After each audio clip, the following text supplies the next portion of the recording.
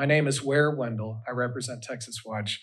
We are in strong support of this legislation, Madam Chair. I do have a handout if I might hand it to Teresa.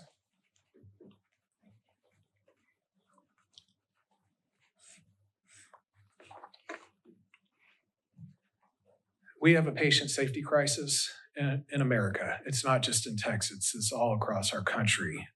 You'll see the first study that you have there is from my friend, Robert O'Shell, and I apologize to Robert. I neglected to put his name on that study when I was printing this for you.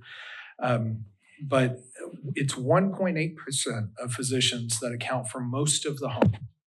So when I talk about dangerous doctors, I'm talking about these bad apples. And a lot of them are repeat offenders. They're the ones who are harming people over and over and over again. When you scale that across the country, we have 250,000 patients each year who lose their lives to preventable medical errors. And then the third study is from John James, another friend and advocate, who says that that number could be as high as 400,000 patients or more. One of the leading causes of death in this country, preventable medical errors. When you go to the Texas Medical Board's website, you'll see they say their mission is safeguarding the public through professional accountability. But far too often, dangerous doctors, those bad apples, are falling through the cracks. They're getting through the net. And when identified, the medical board is slow to react and to take aggressive action here and to keep those dangerous doctors away from the public.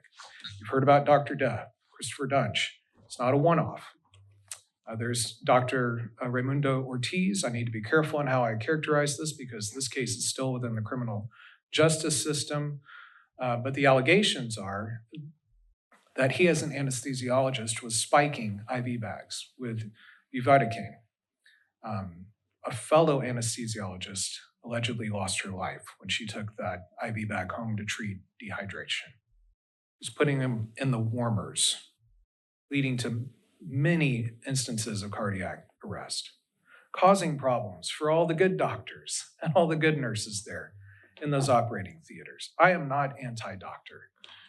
I owe my wife's life to excellent medical care from physicians, excellent nurses. We need to get these dangerous doctors away from the public.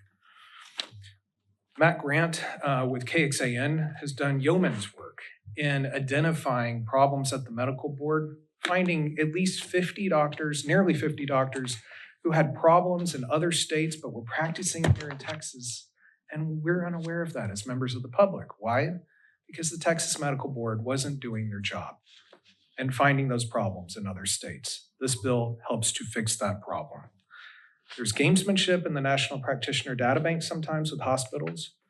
I don't like saying that, but because it's incidences that require a suspension of 30 days or more, you see 29-day suspensions, 28-day suspensions, and those are not then reported. Madam Chair, I'm out of time, but I'm happy to answer any questions. Questions, members? Thank you for being here. Thank you, Madam Chair.